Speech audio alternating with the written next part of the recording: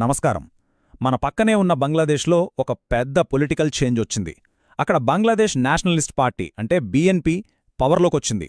ఈ విషయం అటు ఢాకా నుంచి ఇటు ఢిల్లీ వరకు హాట్ టాపిక్ అయిపోయింది. ఎందుకంటే ఈ మార్పు మన దేశ భద్రత మీద, మన ఫారిన్ పాలసీ మీద డైరెక్ట్ ఎఫెక్ట్ చూపించగలడు. మరింతకీ బంగ్లాదేశ్లో జరిగిన ఈ మార్పు మన ఇండియాకు మంచిదా చెడ్డదా? ఈరోజు విశ్లేషణలో ఇదే మనం డీప్గా చూడబోతున్నాం. సరే, ఈ కాంప్లెక్స్ ఇష్యూని సింపుల్గా అర్థం చేసుకోడానికి మనమొక 5 భాగాలుగా దీన్ని చూద్దాం. ఫస్ట్, బంగ్లాదేశ్లో అసలు ఏం జరిగిందో తెలుసుకుందాం. ఆ తర్వాత అక్కడున్న 2 మెయిన్ పార్టీలను ఇండియా ఎలా చూస్తుందో చూద్దాం. ఈ కాంటెక్స్ట్లో బీఎన్పీ ఎందుకు ఒక బెటర్ ఆప్షన్గా కనిపిస్తుందో అనలైజ్ చేద్దాం. ఇక ఈ మార్పు వల్ల మన ఫ్యూచర్ రిలేషన్స్ ఎలా ఉండబోతున్నాయో అంచనా వేసి ఫైనల్గా ఒక స్ట్రాటజిక్ కంక్లూజన్కి వద్దాం. రైట్, ఇక మన అనాలిసిస్లో ఫస్ట్ పార్ట్ చూద్దాం. బంగ్లాదేశ్ రాజకీయాల్లో వచ్చిన ఈ కొత్త టర్న్. ఇది కేవలం అక్కడ ప్రభుత్వం మారడం మాత్రమే కాదు, ఇది మన రీజియన్ పాలిటిక్స్ మొత్తాన్ని మార్చగలిగే ఒక కొత్త చాప్టర్కి స్టార్టింగ్ పాయింట్ అన్నమాట. ఇంతకీ ఈ మార్పు ఎందుకంత ఇంపార్టెంట్? ఇప్పుడు అసలు సిసలు ప్రశ్నకు వద్దాం. బంగ్లాదేశ్లో బీఎన్పీ గెలవడం ఇండియాకి ఒక స్ట్రాటజిక్ విక్టరీనా, లేకపోతే మన సెక్యూరిటీకి ఒక కొత్త ఛాలెంజా? ఈ క్వశ్చన్ చూడ్డానికి సింపుల్గా ఉన్నా దీని వెనక చాలా జియోపొలిటికల్ రీజన్స్ ఉన్నాయి. వీటిని అనలిస్టులు ఎలా చూస్తున్నారో ఇప్పుడు లోతుగా పరిశీలిద్దాం. ఇప్పుడు సెకండ్ పార్ట్కి వద్దాం. 2 పార్టీలు, ఇండియా పర్స్పెక్టివ్. బీఎన్పీ గెలుపు ఎంత ముఖ్యమో తెలియాలంటే మనం ఒక ప్రశ్న వేసుకోవాలి. ఒకవేళ వాళ్ళు గెలవకపోతే ఏమయ్యేది? అక్కడున్న మరో ఆప్షన్ ఏంటి? దాన్ని చూసినప్పుడే ఈ రిజల్ట్ని ఇండియా ఎందుకొక డిఫరెంట్ యాంగిల్లో చూస్తోందో మనకు క్లియర్గా అర్థమవుతుంది. ఇక్కడే ఉందసలు పాయింట్. బంగ్లాదేశ్ పాలిటిక్స్లో ఇండియా దృష్టిలో 2 ఆప్షన్స్ ఉన్నాయి. ఒకటి, పాకిస్తాన్కి అనుకూలమైన పార్టీగా పేరుపడ్డ జమాతే ఇస్లాం. రెండోది, ఇప్పుడు గెలిచిన బీఎన్పీ. బీఎన్పీని మనకు 100% మిత్రపక్షమని అనలేకపోయినా ఒక స్ట్రాటజిక్ ఆల్టర్నేటివ్గా చూస్తున్నారన్నమాట. ఈ రెండింటి మధ్య ఉన్న తేడానే ఇండియా స్టాండ్ని డిసైడ్ చేస్తుంది. ఒకవేళ జమాతే ఇస్లాం పవర్లోకొచ్చుంటే ఇండియాకు చాలా సీరియస్ ప్రాబ్లమ్స్ వచ్చేవని ఎక్స్పర్ట్స్ చెప్తున్నారు. ఎందుకంటే ఆ పార్టీకి పాకిస్తాన్ సపోర్ట్ ఉందనే టాక్ చాలా స్ట్రాంగ్గా ఉంది. అదే జరిగితే మన బోర్డర్ సెక్యూరిటీకి పెద్ద తలనొప్పయ్యేది. అంతకన్నా ముఖ్యంగా గతంలో బంగ్లాదేశ్లోని హిందూ మైనారిటీల మీద జరిగిన దాడుల్లో ఈ పార్టీ ప్రమేయం ఉందనే సీరియస్ ఆరోపణలు కూడా ఉన్నాయి. సో వాళ్లు పవర్లోకి రావడం మనకు అస్సలు మంచిది కాదు. సరే, జమాతే ఇస్లాం అంత డేంజరస్ ఆప్షన్ అయితే మరి బీఎన్పీని ఎందుకు ఒక బెటర్ చాయిస్గా చూస్తున్నారు? మన అనాలిసిస్లోని 3వ సెక్షన్లో దీనికి సమాధానం వెదుకుదాం.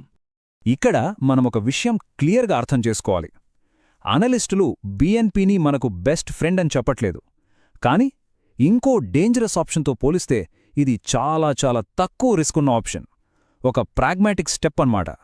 రిస్క్ని తగ్గించుకోవడమే ఇక్కడ స్ట్రాటజీ.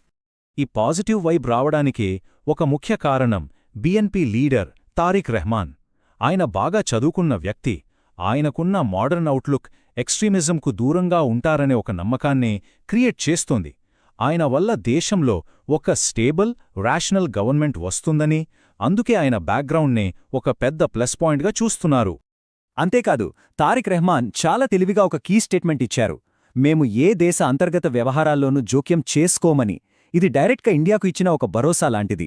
పక్క దేశాలతో రెస్పెక్ట్ఫుల్ రిలేషన్స్ కోరుకుంటున్నామని చెప్పే ఈ మాట ఫ్యూచర్లో ఇరు దేశాల మధ్య సంబంధాలకు ఒక మంచి ఫౌండేషన్ వేస్తుందని డిప్లొమాటిక్ సర్కిల్స్లో అనుకుంటున్నారు. ఓకే, ఈ పొలిటికల్ చేంజెస్, స్టేట్మెంట్స్ అంతా బావుంది. కానీ ప్రాక్టికల్గా ఏం జరగబోతోంది? మన అనాలిసిస్లో 4వ సెక్షన్లో ఈ కొత్త గవర్నమెంట్ వల్ల ఇండియా బంగ్లాదేశ్ రిలేషన్స్ నిజంగా ఎలా మారబోతున్నాయో చూద్దాం. రాబోయే రోజుల్లో ఇండియా కొన్ని కీలకమైన ఏరియాలపై ఫోకస్ చేస్తుంది. బార్డర్లో శాంతి, టెర్రరిజంపై కలిసి పోరాడటం, ఇవి మన సెక్యూరిటీకి చాలా ముఖ్యం. అలాగే ట్రేడ్ రిలేషన్స్ మన ఎకానమీలకు చాలా కీలకం. వీటన్నింటికంటే ముఖ్యంగా ఈ రీజియన్లో పాకిస్తాన్, చైనా ఇన్ఫ్లుయెన్స్ని బ్యాలెన్స్ చేయడానికి బంగ్లాదేశ్ సపోర్ట్ అవసరం. అందుకే ఈ ఏరియాల్లో బీఎన్పీ ప్రభుత్వ పాలసీలు ఇండియాకు చాలా చాలా ఇంపార్టెంట్. ఫైనల్గా ఇదంతా ఒక పెద్ద స్ట్రాటజిక్ చెస్ గేమ్ లాంటిది. సౌత్ ఏషియాలో పాకిస్తాన్ ప్రభావాన్ని తగ్గించాలంటే బంగ్లాదేశ్ మనకు సపోర్ట్ చేయాల్సిన అవసరం లేదు, కానీ పాకిస్తాన్కు సపోర్ట్ చేయకూడదు. దానికోసం అక్కడ ఒక స్టేబుల్, ఇండిపెండెంట్ గవర్నమెంట్ ఉండటం ఇండియా లాంగ్ టర్మ్ ఇంట్రెస్ట్కు చాలా అవసరం. ఇక మనం మన విశ్లేషణలో చివరి అంకానికొచ్చేశాం. బంగ్లాదేశ్ పొలిటికల్ చేంజెస్, దాని ఆప్షన్స్, ఫ్యూచర్ ఇంపాక్ట్ ఇవన్నీ చూశాం కదా ఇప్పుడు వాటన్నిటినీ కలిపి ఒక ఫైనల్ కంక్లూషన్కి వద్దాం. సింపుల్గా ఒక్క మాటలో చెప్పాలంటే బంగ్లాదేశ్ పాలిటిక్స్లో ఇండియా ఒక పెద్ద ప్రమాదాన్ని తప్పించుకుంది. పాకిస్తాన్ సపోర్టర్స్ పవర్లోకి రావడం కన్నా బీఎన్పీ గవర్నమెంట్ రావడం అనేది చాలా బెటర్, తక్కువ రిస్క్తో కూడుకున్న స్ట్రాటజిక్ ఆప్షన్.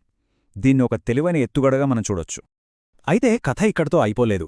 బంగ్లాదేశ్లో స్టార్ట్ అయిన ఈ మార్పు రాబోయే రోజుల్లో సౌత్ ఏషియా జియోపాలిటిక్స్ని ఎలా మార్చబోతోంది, ఇండియా, చైనా, పాకిస్తాన్ మధ్య పవర్ ఈక్వేషన్స్ మీద దీని ఎఫెక్ట్ ఎలా ఉండబోతోంది, ఇది మనం ఫ్యూచర్లో చాలా జాగ్రత్తగా గమనించాల్సిన అసలైన ప్రశ్న. ఈ విశ్లేషణ చూసినందుకు చాలా థ్యాంక్స్. బంగ్లాదేశ్లో మారుతున్న ఈ రాజకీయాలపై మీరేమనుకుంటున్నారు? ఇది నిజంగా ఇండియాకు లాభమేనా? మీ ఒపీనియన్ని కింద కామెంట్స్లో తప్పకుండా చెప్పండి. ఇలాంటి మరిన్ని ఇంటర్నేషనల్ అనాలిసిస్ల కోసం వేదవ్యాస అకాడమీకి సబ్స్క్రైబ్ చేసుకోవడం మర్చిపోకండి.